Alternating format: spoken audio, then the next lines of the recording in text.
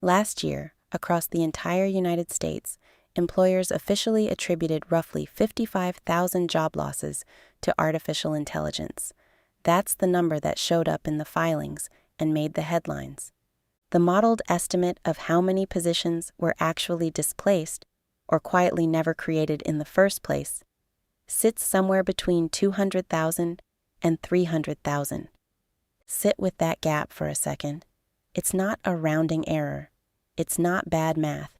It's a choice made over and over inside thousands of companies by people who understand exactly what happens when you write down the real reason. Because the moment a company says out loud that AI is why your role is going away, three things happen immediately. Their legal exposure changes, their public story changes, and every remaining person in that building starts updating their resume that same afternoon. So they don't say it. They say restructuring. They say realignment. They say we're shifting priorities. We're getting leaner. We're rethinking how the team is shaped. And all of that is technically true, which is exactly what makes it so effective. And notice what that silence does to you specifically. If your role disappears in a restructuring, you walk out believing you were unlucky, or that the economy turned, or that you should have pushed harder on that one project last spring. You interview for 6 months carrying an explanation that isn't the real one, and you never find out that the decision predated your last 2 performance reviews. So you're not going to get an announcement. You're not going to get a meeting. What you're going to get is a series of small, boring, individually reasonable changes to your working life. Each one easy to explain away. Each one arriving with a friendly cover story. Here's what those changes look like. There are 10 of them, and they're in order because this doesn't happen all at once. It happens as a subtraction. Your job gets hollowed out one task at a time until what's left of it doesn't justify what they're paying you. So as you go through these, don't just ask whether they're happening. Ask how far down the list you already are. The first one is the friendliest. A tool arrives. Nobody makes a big deal of it. It shows up in a team meeting or a company-wide email, and the framing is always the same. This is here to help you. It's going to take the tedious parts off your plate so you can focus on higher value work. It might be free, it might be optional. Somebody from another department demos it, and everyone nods. What you're not told is that adoption is being measured, who logged in, how often, what they used it for, and critically, what happened to the output. That data isn't being collected because someone's curious whether you're enjoying the new software. It's being collected because a decision is going to be made later, and somebody is going to need a number to justify it. There's a second layer to this you should know about. When a company buys enterprise software, someone signs a contract with a number on it, and that number has to be defended at some point to somebody who controls the budget. The defense is almost never that the team enjoyed using it. The defense is hours saved, converted into dollars, converted into headcount equivalent. That conversion happens whether or not anyone tells you it's happening, and your usage data is the raw material for it. The tell here isn't the tool. Tools show up all the time. The tell is enthusiasm from leadership that's out of proportion to what the thing actually does. When a piece of workplace software gets more executive airtime than your last 3 projects combined, you're not looking at an efficiency initiative. You're looking at a pilot with a much longer roadmap than anyone has described to you. The second sign is when you're asked to write down how you do your job. This one is almost impossible to object to, which is why it works so well. It'll be framed as process documentation, or knowledge sharing, or business continuity in case someone gets hit by a bus. It might come through as a template you fill in. It might be a series of conversations with someone from operations who's very interested in the specifics. And the detail requested will be strange. Not just what you do, but the order you do it in. What you check first, what makes you stop and escalate, what you do if the data looked wrong. Those aren't continuity questions. Nobody needs your exception handling logic to survive your absence for 2 weeks. Undocumented judgment is the single biggest thing standing between a workflow and an automated version of that workflow. The technology handles the clean path fine. It falls apart on the messy path, and the messy path lives entirely in your head. So the messy path has to come out of your head and into a document. If you've recently been asked to explain your own reasoning in more depth than anyone has ever asked before, notice that.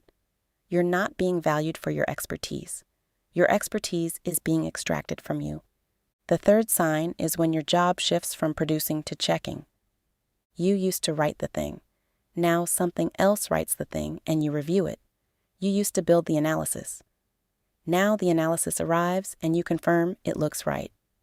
On paper, this is a promotion in everything but pay. You've moved up a level. You're the quality gate. You're the human in the loop. Here's what that actually means. Every correction you make is training. Every time you catch something and fix it, you've labeled an error for a system that doesn't forget. You are, in the most literal sense available, closing the gap between what it can do and what you can do, and you're doing it for free, on the clock, while being told it's a step up. There's a specific version of this that should stop you cold. It's when someone asks you to rate the output, not fix it, rate it. A thumbs up, a score out of 5, a quick note on whether this one was usable. That request has nothing to do with your workflow and everything to do with somebody needing a defensible accuracy figure to put in a deck. You're not being consulted, you're being surveyed, and the survey has a conclusion it's looking for. Watch what happens to your correction rate over time. If you're fixing less every month, that's not the tool getting lucky. That's the ladder moving. And when the corrections drop below whatever threshold somebody has picked, the review step stops being worth a salary. The fourth sign is when the exceptions become the entire job. This follows directly from the last one. First, you were checking everything. Then somebody decided that checking everything was inefficient. So now the routine cases flow straight through, and only the weird ones come to you. Your queue gets smaller, your day gets quieter. The work that's left is genuinely the harder work, and you might even prefer it. But look at what happened to your footprint. You used to touch the majority of what your team produced. Now you touch the remainder. Your name is on less. Your fingerprints are on less. And the volume of work flowing through the part of the business you sit in hasn't dropped at all, which means the story of that work is now being told by a system, not by you. This is the stage where people feel safest and are least safe. The work you're doing is high skill and low volume is what gets consolidated. Two people handling exceptions eventually becomes one person handling exceptions, and the person who stays is usually the cheaper one. The fifth sign is that nobody junior gets hired anymore. The entry-level role beneath you goes quiet. Maybe there was a wreck and it got pulled. Maybe there was never a wreck. Maybe you asked when you'd be getting help and got a warm answer with no date in it. Entry-level work is the most automatable work in almost every white-collar function. So it goes first, and it goes without any drama at all, because you can't lay off a person who was never hired. Nothing appears in any statistic. Nobody's severance gets negotiated.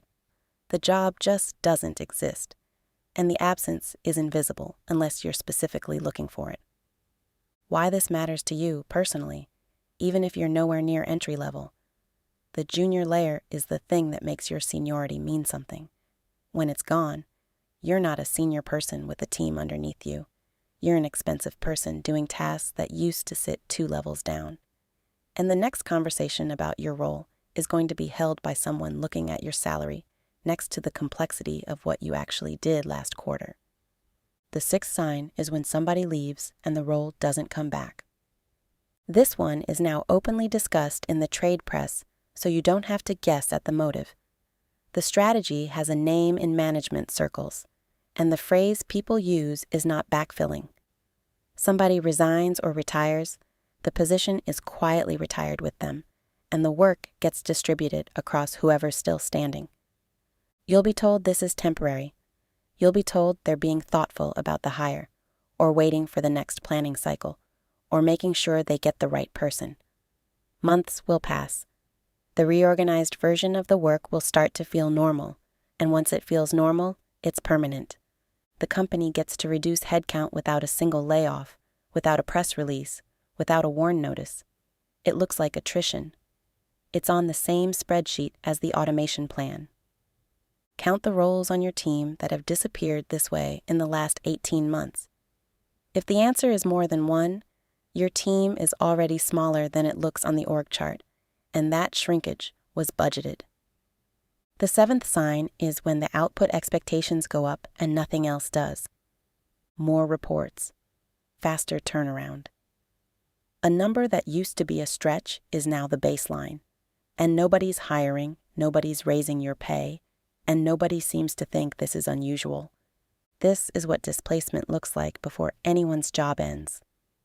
The productivity gain from a tool has already been priced into what's expected of you. Somebody built a model, the model assumed a percentage improvement, and now that percentage is your target whether or not the tool actually delivers it. Pay attention to how it's framed, because the framing is the tell. If you're told the team is raising the bar, that's a performance conversation. If you're told the team should be able to handle this now, that word now is doing an enormous amount of work. Now, meaning since the tool. Now, meaning the calculation has already changed and you weren't in the room for it. And here's the trap. Meeting the new number proves the number was correct. It gets locked in, and the next model builds on top of it. Then the following year somebody asks the obvious question, which is why this team needs the headcount it has when the throughput per person keeps climbing. You will have supplied every data point in that argument yourself, on purpose, by being good at your job. Missing the number is worse, obviously. That's a performance problem with your name on it, and performance problems are the cleanest possible cover story for a decision that was made on entirely different grounds, which is the real shape of this stage. Both outcomes point the same direction, and that's how you know the target wasn't really about your performance in the first place. The eighth sign is when your judgment gets converted into a rule. The decisions you use to make case by case now come with a policy attached, a threshold, a matrix, a checklist. If the value is over this amount, do that. If the client is in this category, escalate. Things you used to weigh, you now look up. You'll be told this is about consistency, and consistency is a real thing companies want, so the story holds. But a rule is a specification. A specification is buildable. Judgment can't be automated, and rules can, so the practical first step in automating a judgment-heavy role is to stop calling it judgment. The clearest version of this is when the rule that comes back to you is one you wrote. You explained your thinking 6 months ago in a documentation exercise, in good faith.